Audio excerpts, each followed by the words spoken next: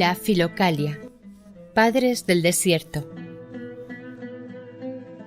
Filoteo el Sinaíta.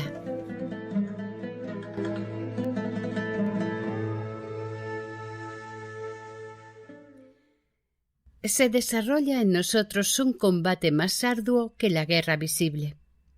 El obrero de la santidad debe animosamente correr en espíritu hacia la meta, Filipenses 3:14, para conservar perfectamente en su corazón el recuerdo de Dios, tal como se hace con una perla fina o una piedra preciosa.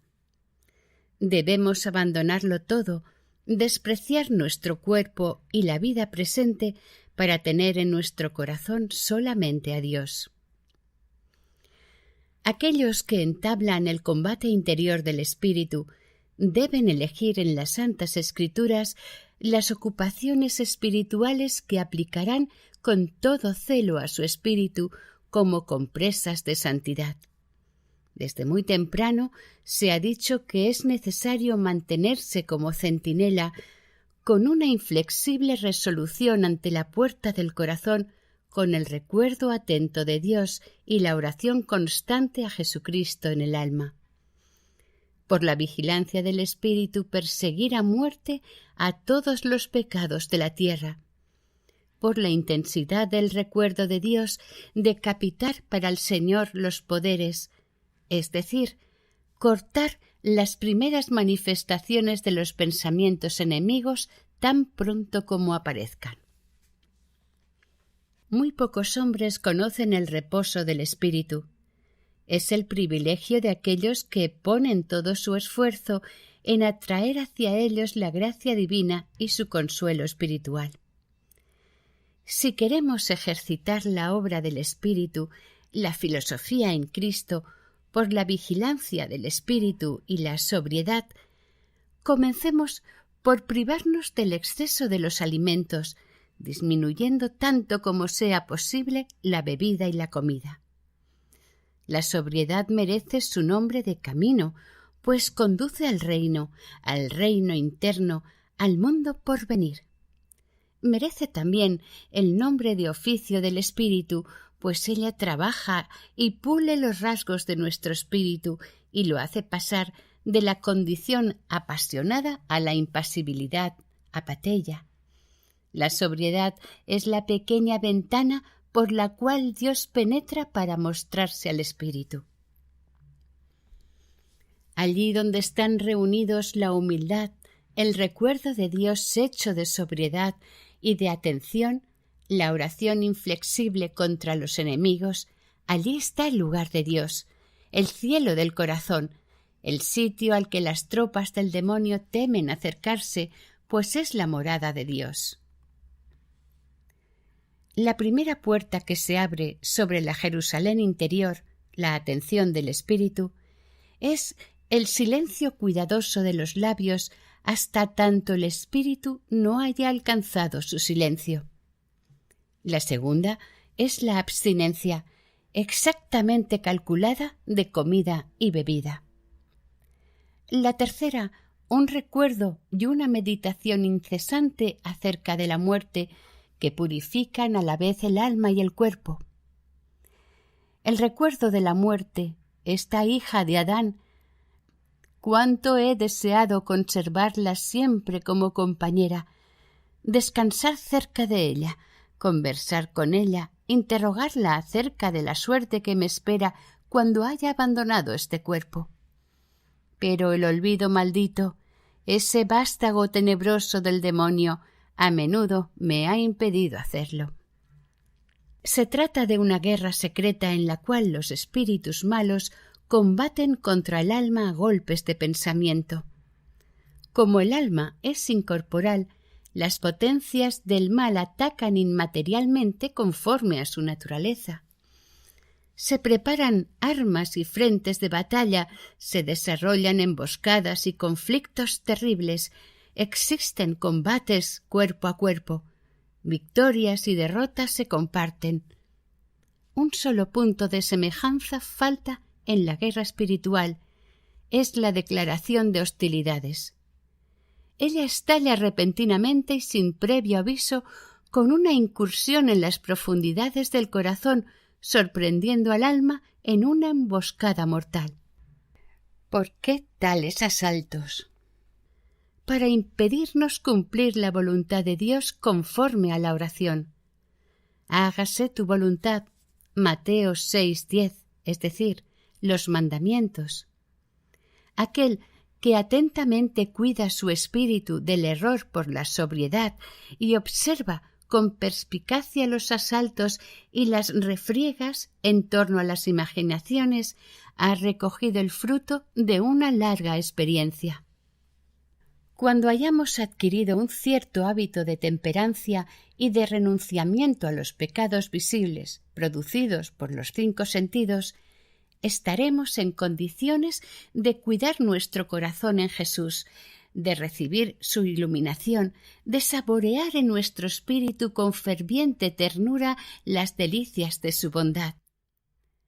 La ley que nos prescribe purificar nuestro corazón no tiene más razón de ser que arrojar las imágenes de los malos pensamientos de la atmósfera de nuestro corazón, disiparlas por una atención constante para que podamos ver claramente, como en un día sereno, a Jesús, el sol de verdad, iluminando en nuestro espíritu los aspectos o las razones de su majestad.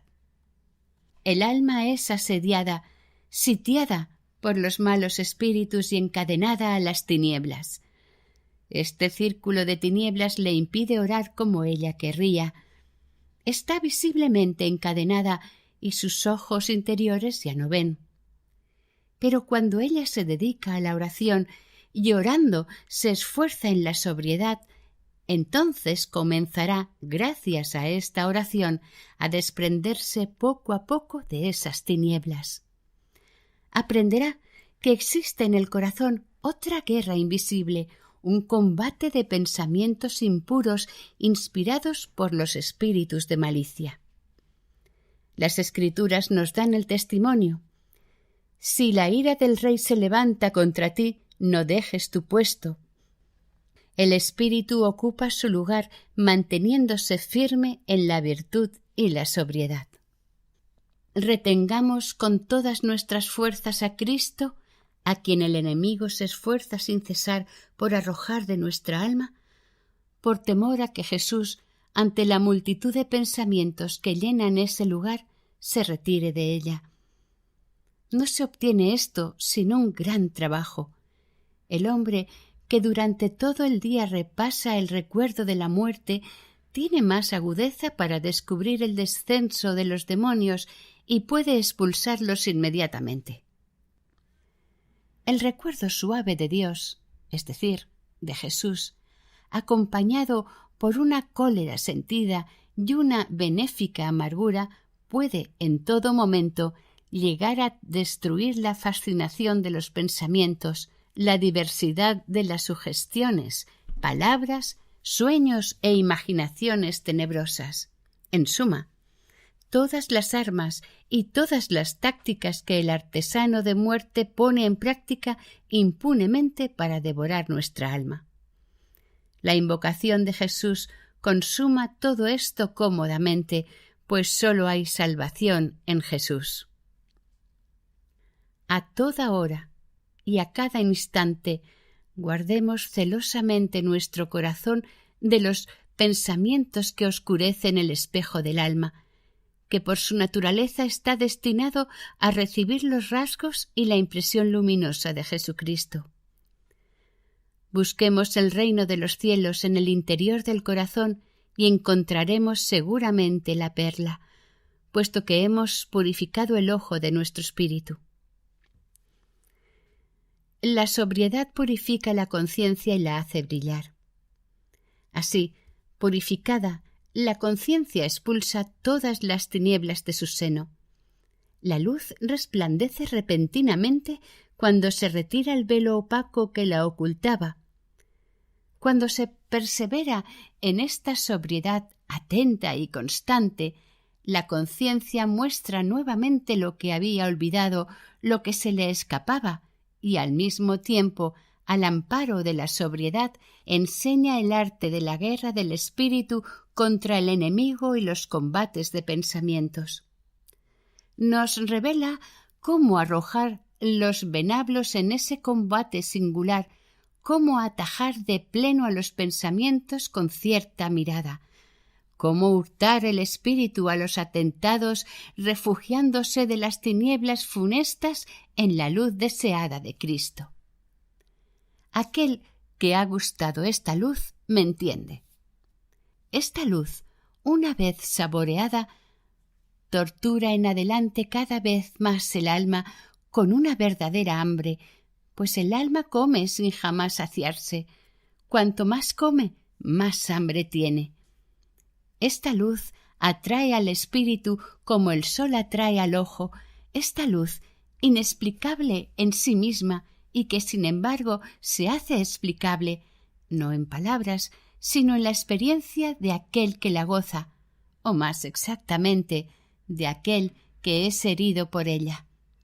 Esta luz me impone el silencio, aunque mi espíritu hallaría placer en extenderse mucho más.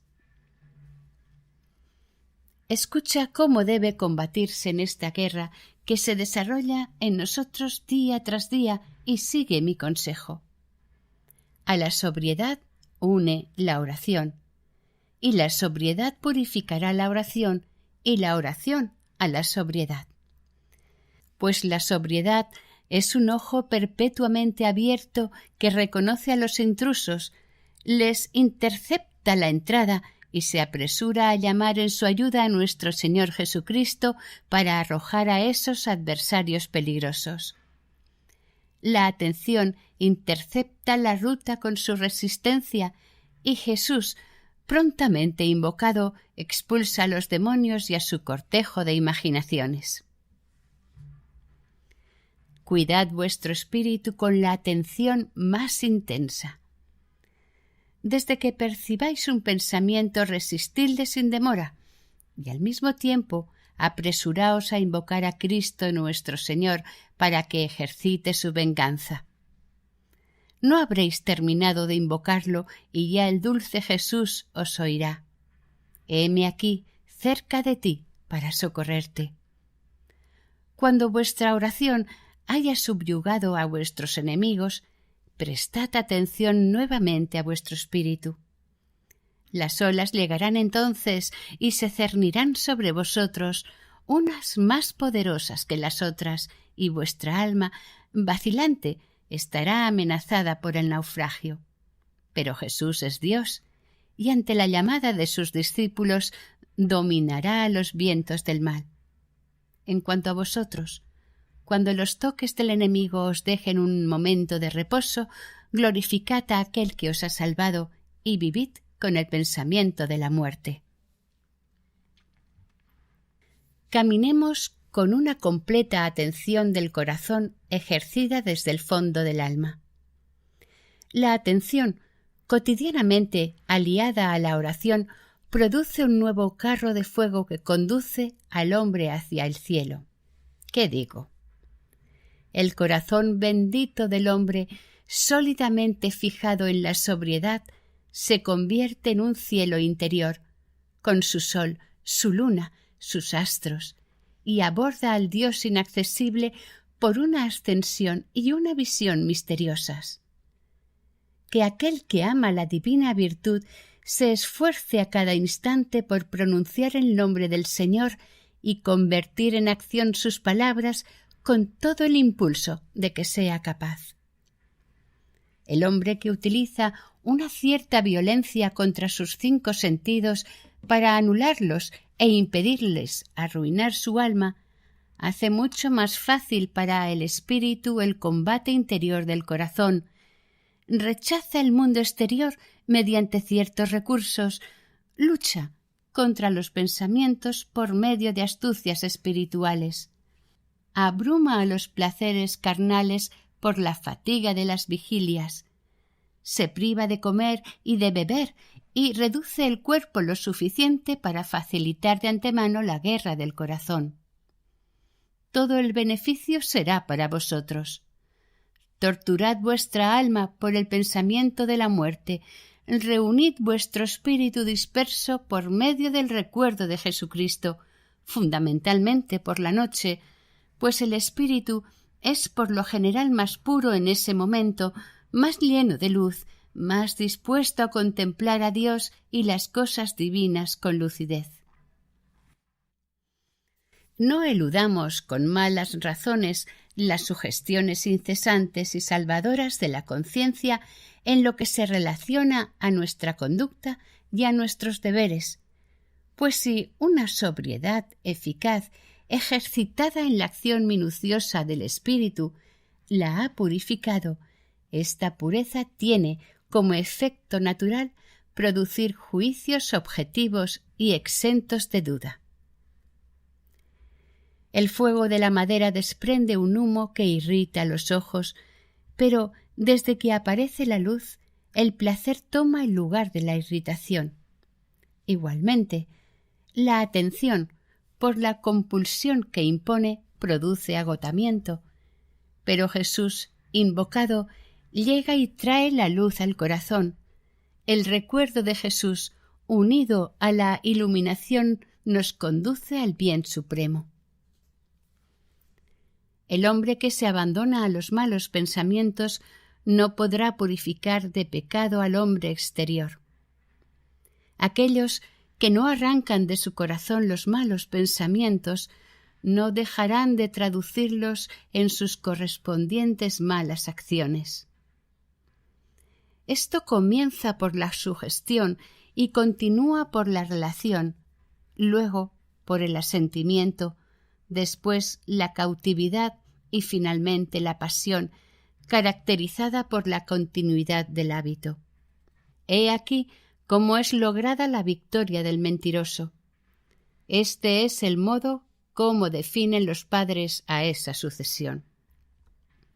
La sugestión, nos dice, es el pensamiento puro o imagen de un objeto nacido en el corazón y presente al espíritu. La relación consiste en conversar apasionadamente con el objeto manifestado. El asentimiento es la tendencia de un alma complaciente hacia el objeto visto. La cautividad es la abducción involuntaria del corazón, el comercio durable, funesto para nuestro estado excelente, con el objeto en cuestión. Los padres nos dicen que la pasión es una disposición inveterada en el alma. Aquel que desde un principio resiste a la sugestión o contiene todo movimiento apasionado a su respecto, arroja del cuerpo el mal. La mayoría de los monjes no miden el daño que sufre el espíritu a causa de los demonios. Luchan por la rectitud de sus acciones. No se preocupan por cuidar su espíritu y pasan su vida en una simplicidad sin desconfianza. En mi opinión, son totalmente inconscientes de las tinieblas de las pasiones interiores porque no tienen la pureza del corazón. Roguemos por los hermanos a quienes su simplicidad coloca en tal estado y enseñémosles, en la medida de lo posible, a abstenerse no sólo de las acciones malas que pueden verse, sino también de aquellas que el diablo opera en el corazón. A los que están colmados del divino deseo de purificar el ojo de su alma, les espera otra operación en Cristo, otro misterio.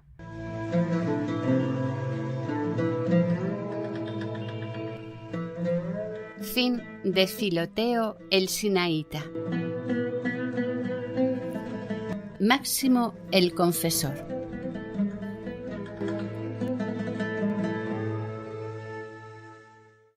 Acerca de la oración ininterrumpida. El hermano dijo: Padre mío, enséñame, os lo ruego, de qué manera la oración extirpa los conceptos en el espíritu. El anciano respondió: Los conceptos son conceptos de objetos. Entre tales objetos, algunos se dirigen a los sentidos, otros al espíritu. El espíritu que se demora entre ellos queda enredado en esos conceptos, pero la gracia de la oración une al espíritu a Dios y mediante esa unión los separa de todos los conceptos. El espíritu, así desnudo, se hace familiar y semejante a Dios. Como tal, le pide lo que necesita y tal demanda jamás es frustrada. Por ello el apóstol prescribe orar sin interrupción, para que uniendo asiduamente nuestro espíritu a Dios, lo liberemos poco a poco de las ataduras con los objetos materiales. El hermano le dijo: ¿Cómo puede el espíritu orar sin interrupción, puesto que, salmodiando, leyendo, conversando, consagrándonos a nuestros oficios, lo desviamos hacia nuestros pensamientos y consideraciones? El anciano respondió: La Divina Escritura no ordena nada imposible. El apóstol también salmodiaba, leía, servía y sin embargo oraba sin interrupción. La oración ininterrumpida consiste en mantener el espíritu sometido a Dios con una gran reverencia y un gran amor, sostenerlo en la esperanza de Dios, realizar en Dios todas nuestras acciones y vivir en Él todo lo que nos sucede.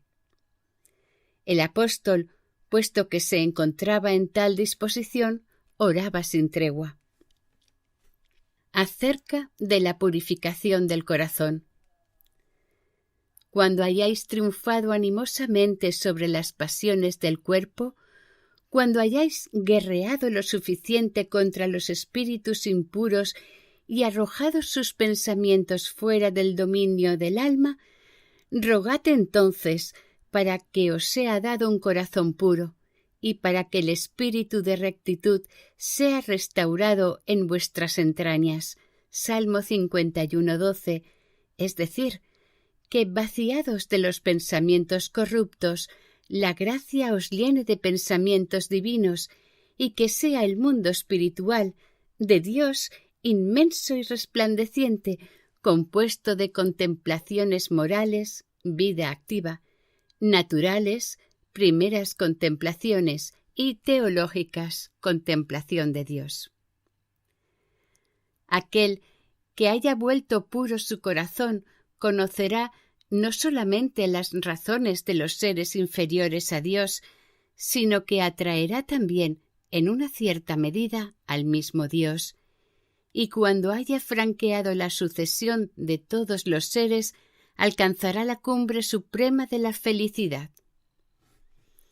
Dios, manifestándose en ese corazón, se dignará grabar allí sus propias leyes por medio del Espíritu como sobre nuevas tablas mosaicas.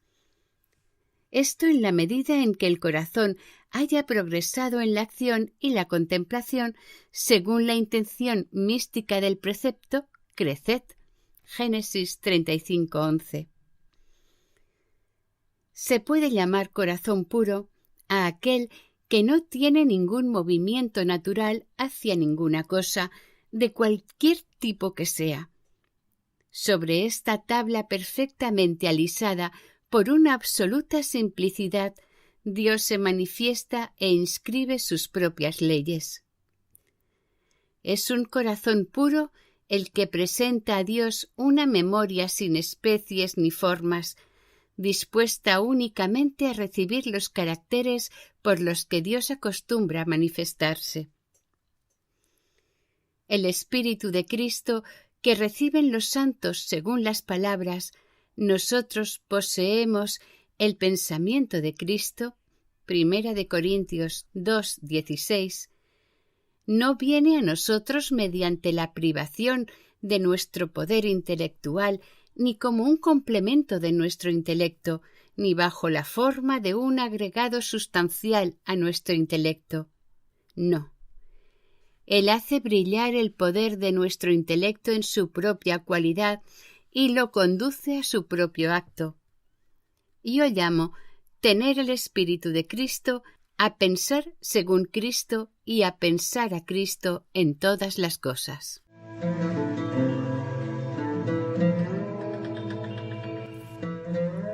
Fin de Máximo el Confesor. Elías Elecdicos.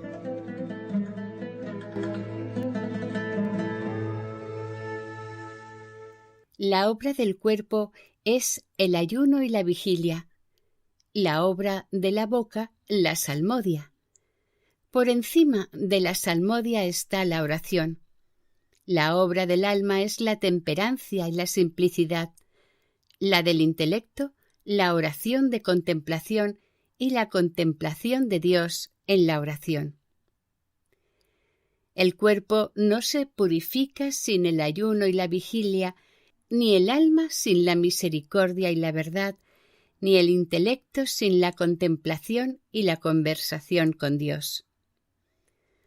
Cuantas más dificultades soportéis, mejor debéis escuchar al que os muestre las pruebas, pues contribuye a vuestra perfecta purificación, sin la cual el intelecto no puede alcanzar la región pura de la oración.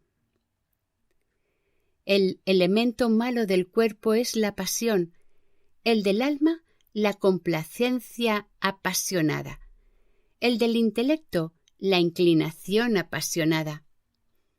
La primera es atributo del acto, la segunda de los otros sentidos, la tercera de la disposición contraria.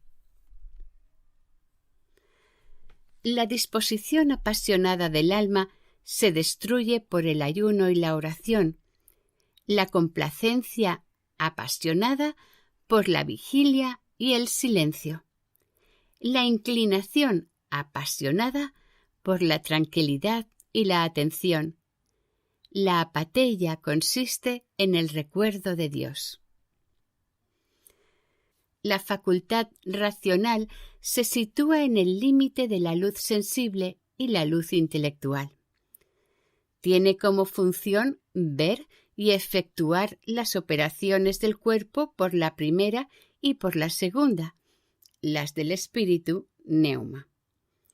Pero, puesto que éste se encuentra debilitado en ella y aquel ha sido herido como consecuencia de la herencia original, ella no puede fijar totalmente su consideración sobre las cosas divinas más que uniéndose enteramente con el intelecto en la oración. Que la oración no se aparte del intelecto más que el sol de su rayo. Sin ella, las preocupaciones sensibles envuelven al intelecto como nubes sin agua y le arrebatan su propio esplendor.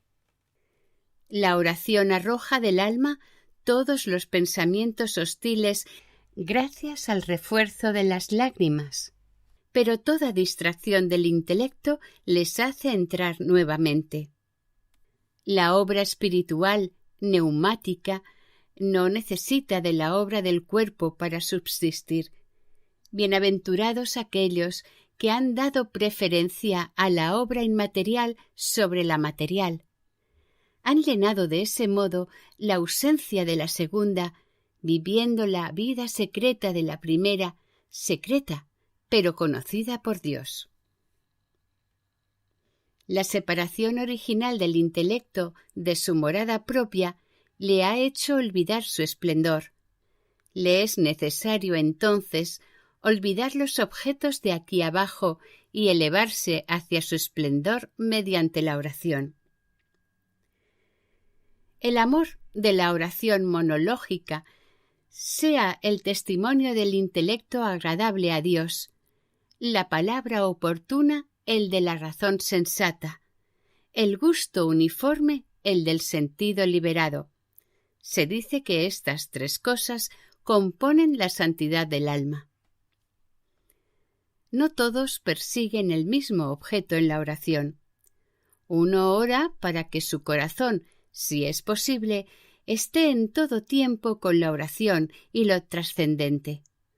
Otro para no ser interceptado por sus pensamientos durante la oración. Todos oran para permanecer en el bien y no ser desviados hacia el mal. Aquel que se mantiene de este lado del primer velo apartado durante su oración, aquel penetra en el interior, es el que realiza la oración monológica.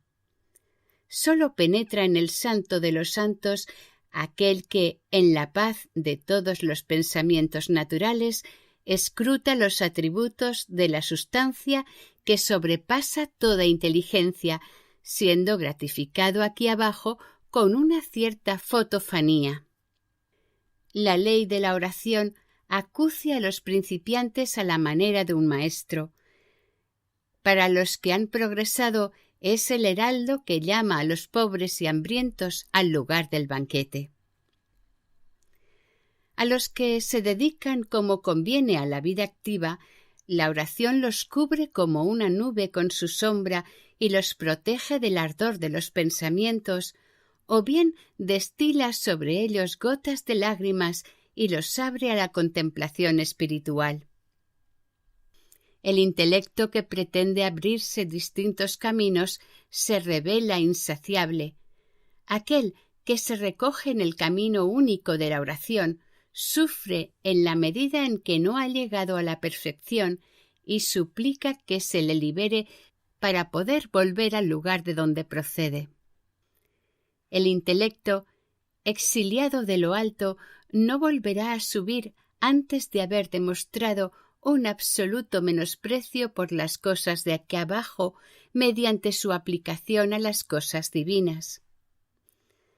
Si no consigues ocupar tu alma únicamente con los pensamientos que le conciernen, al menos obliga a tu cuerpo a vivir como un monje, teniendo sin cesar en el espíritu su miseria.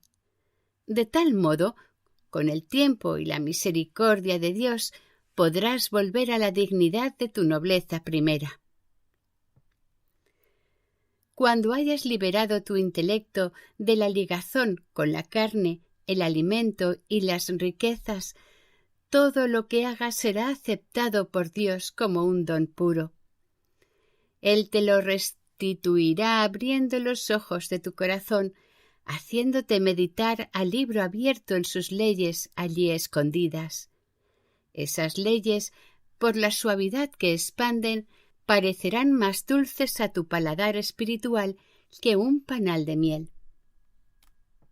Los pensamientos no pertenecen a la parte irracional del alma. Los seres sin razón no tienen pensamientos, menos aún a la parte intelectual. Los ángeles no tienen pensamientos. Ellos son los vástagos brotes de nuestra parte racional. Toman la escala de la imaginación para llevar al intelecto los mensajes de los sentidos y vuelven a descender hacia los sentidos para comunicarles las intenciones del intelecto. La calidad del grano aparece en la espiga, la pureza de nuestra contemplación en la oración. La espiga recibió, para alejar a los pájaros ladrones, una defensa de lancetas, sus barbas. La oración recibió de la inteligencia las pruebas para destruir a los pensamientos. Fue prescrito a los antiguos ofrecer en el templo las primicias de la era y el lagar. Nosotros debemos presentar a Dios las primicias de la vida activa, que son temperancia y verdad, y las que de la vida contemplativa, que son el amor y la oración. Mediante estas últimas rechazamos los impulsos irracionales de lo concupiscible y lo irascible, por las primeras los pensamientos vanos y sus asechanzas. El fin de la vida activa es la mortificación de las pasiones, el de la vida gnóstica la contemplación de las virtudes. El activo sorbe la bebida de la compunción en la oración. El contemplativo se embriaga con el cáliz excelente. Uno reflexiona sobre el orden de la naturaleza, el otro ignorándose a sí mismo en la oración. El activo, en la oración, lleva sobre su corazón un velo, la ciencia de las cosas sensibles que sus ataduras le impiden levantar. Sólo el contemplativo, que no tiene ataduras, puede, en cierta medida, ver a rostro descubierto la gloria de Dios. La oración que acompaña a la contemplación neumática es la tierra de promisión donde manan la leche y la miel, la ciencia de las razones divinas sobre la providencia y el juicio. La oración que está acompañada por una cierta contemplación natural es el Egipto, donde el que ora encuentra el recuerdo de los deseos groseros. La oración simple es el maná del desierto, cuya uniformidad sustrae a los impacientes los bienes de la promesa, pero procura a aquellos que soportan pacientemente este alimento monótono, restringido, el gusto excelente y perdurable. El pórtico del alma razonable es el sentido, su templo la razón, su pontífice el intelecto. Se mantiene en el pórtico el intelecto asolado por los pensamientos intempestivos, en el templo el intelecto sacudido por los pensamientos oportunos. Aquel que escapa a los unos y a los otros es considerado digno de entrar en el divino santuario. Esta oración simple es seguramente la oración monológica, el plato único por oposición al menú variado de las contemplaciones inferiores a la teología. El activo desea la disolución del cuerpo y la unión con Cristo a causa de las penas de esta vida. El contemplativo estima mejor permanecer en la carne a causa de la alegría que recibe de la oración y para beneficio de su prójimo. La contemplación de los inteligibles es un paraíso. Por la oración, el gnóstico entra allí como en una casa interior. El activo es semejante a un transeúnte al que, a pesar de su deseo, le resulta imposible entrar por causa de su edad espiritual. Llegada la primavera, el potrillo no soporta el establo ni el pesebre. Igualmente, el intelecto novicio no puede mantenerse largo tiempo en la estrechez de la oración. Encuentra más agradable ganar los espacios de la contemplación natural, aquella que se encuentra en la salmodia y la lectura. La vida activa tiene los riñones, las potencias vitales, ceñidos por el ayuno y la pureza. La vida contemplativa lleva las antorchas ardientes de las virtudes gnósticas, el silencio y la oración. La primera tiene como pedagogo a la razón, la segunda al verbo interior como paraninfo. El intelecto imperfecto no tiene autorización para penetrar en la viña cargada de frutos de la oración, sólo tiene acceso, como el pobre admitido, a la rebusca de granos, a los ecos simples de los salmos.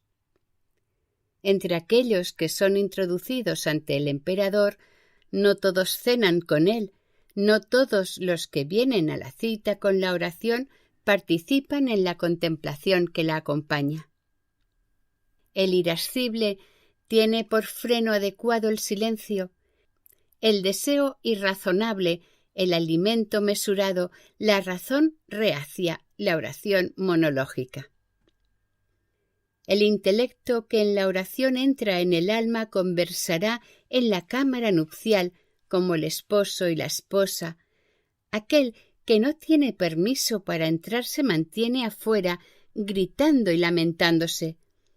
¿Quién me conducirá hasta una ciudad fuerte? Salmo 60:11. ¿Quién me guiará para que no vea en mi oración sus furores engañosos? Los demonios tienen una extrema aversión a la oración pura. Lo que los aterroriza no es la multitud de los bienes, como los efectivos del enemigo pueden aterrorizar a un ejército. No, es el recuerdo y la armonía de los tres, intelecto y razón, razón y sentidos. La oración simple es el pan que fortifica a los principiantes. La oración acompañada por una cierta contemplación, el aceite que suaviza. La oración sin forma ni imagen, el vino perfumado que pone fuera de sí mismos a los que con él se embriagan. Los que oran, teniendo el alma todavía ligada a las pasiones por el hecho de ser aún materiales, están rodeados de renacuajos, los pensamientos que los arrastran. Aquellos que han introducido mesura en sus pasiones son distraídos por contemplaciones que se asemejan a ruiseñores saltando de rama en rama. Ellos pasan de una contemplación a otra. Los impasibles conocen en la oración un gran silencio y una extrema libertad de representación y de conceptos. Cuando el sol se eleva, las estrellas se ponen, los pensamientos se retiran cuando el intelecto recupera su reino natural. Dios ve a todos los hombres, ven a Dios aquellos que no miran nada en su oración, aquellos que ven a Dios son satisfechos, aquellos que no han sido satisfechos no han visto a Dios. Aquel en quien trabaja una pasión de ambición o de grandeza no puede orar puramente, pues las ataduras y los pensamientos vanos que ella comporta son como lazos que retienen al que quiere alzar vuelo en el momento de la oración. Se asemeja a un pájaro prisionero.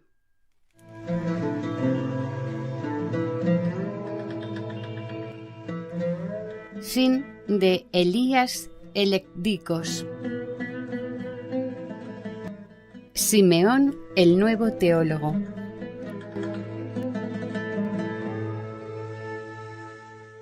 Acerca de la oración constante y sus efectos.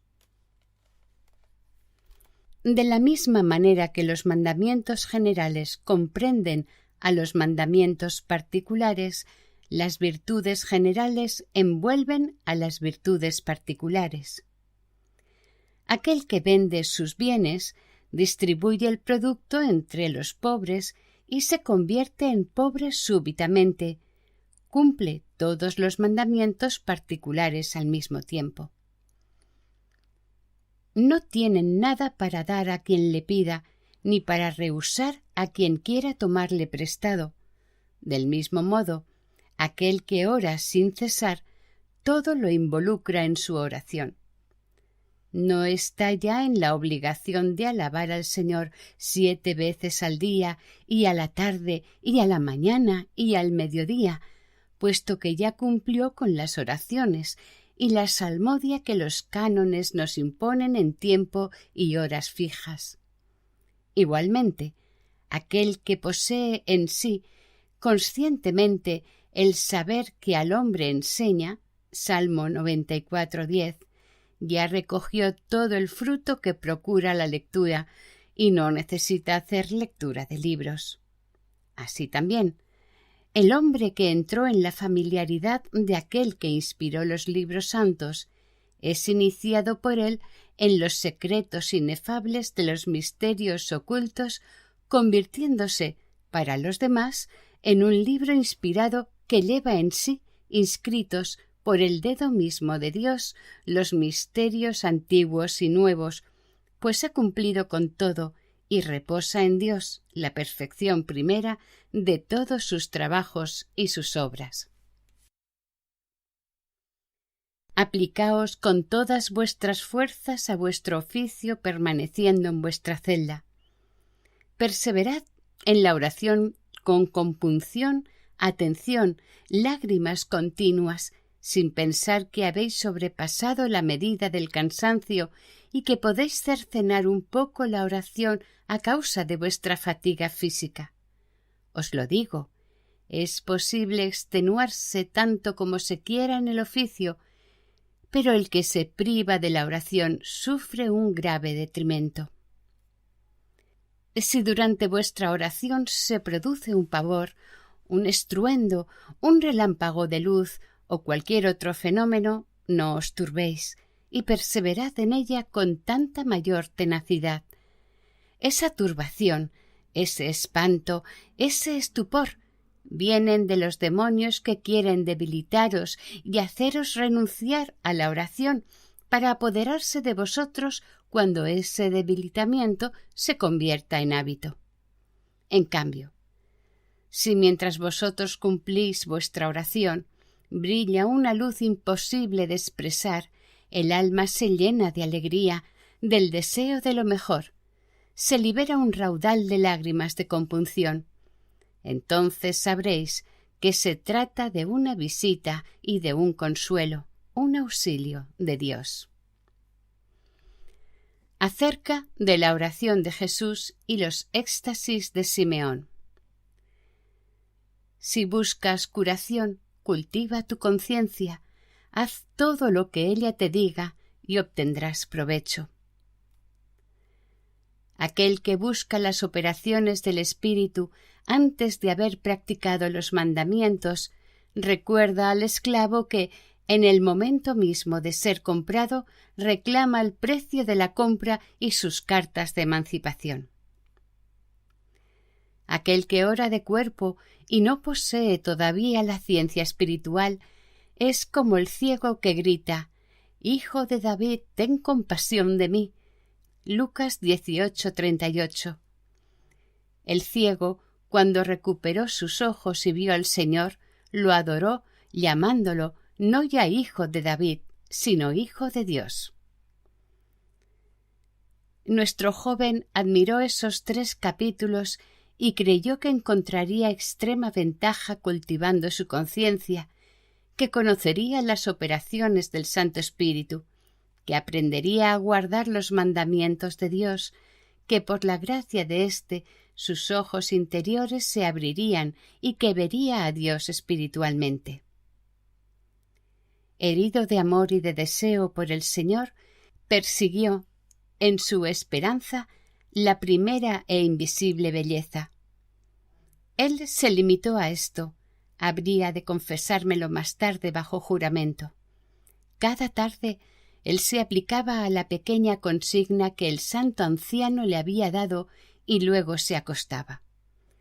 Cuando su conciencia le decía: «Haz esto», agrega otras letanías y otros salmos y di también el Señor Jesucristo: «Tened piedad de mí», «Tú lo puedes», obedecía con gran entusiasmo y sin hesitación, como si Dios en persona se lo hubiera mandado. Aplicó todo esto, y desde ese día no sucedió que se acostara y que su conciencia debiera decirle o recordarle: «¿Por qué no haces esto?». Como la seguía sin concesión y ella se enriquecía cada día, en poco tiempo su oración de la tarde tomó proporciones considerables.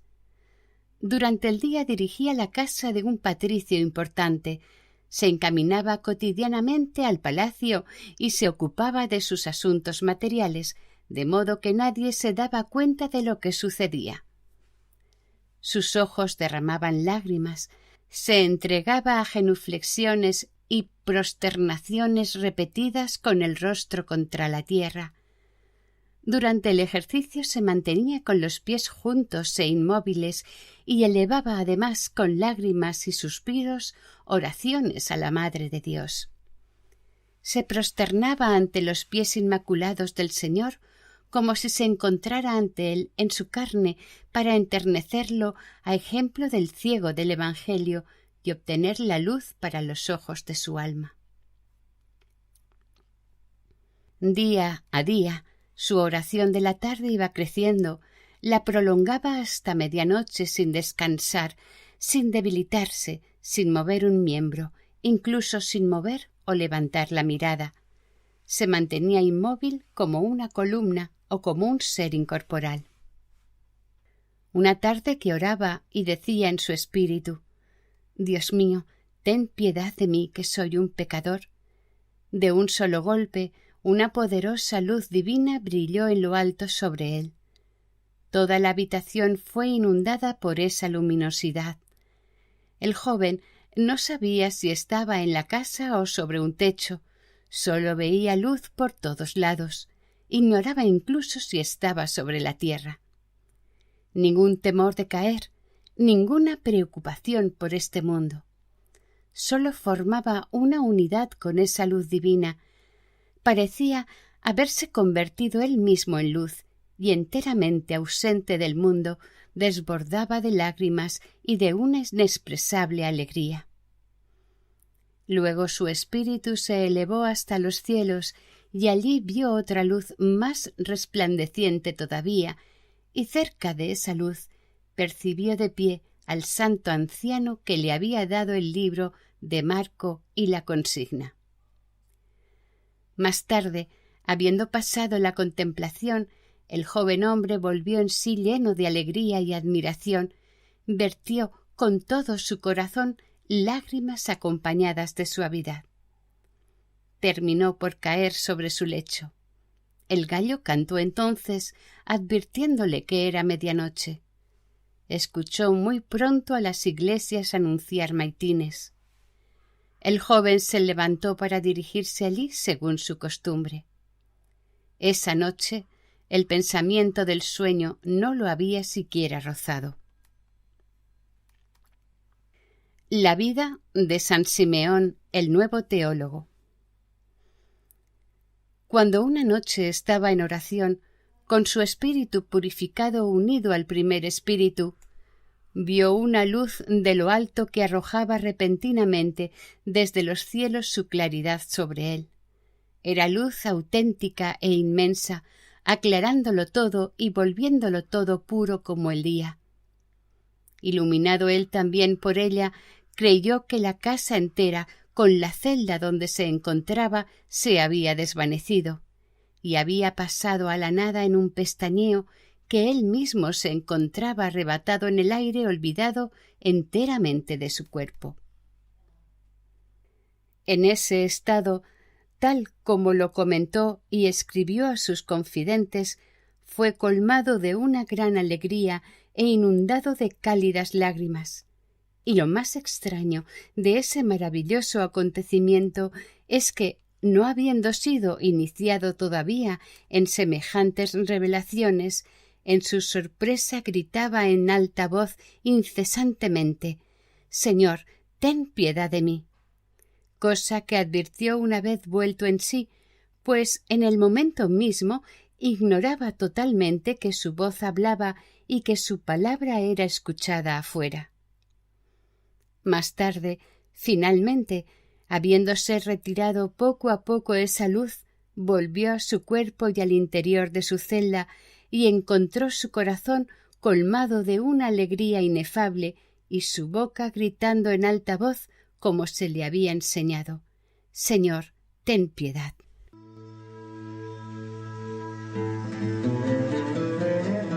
Fin de Simeón, el nuevo teólogo.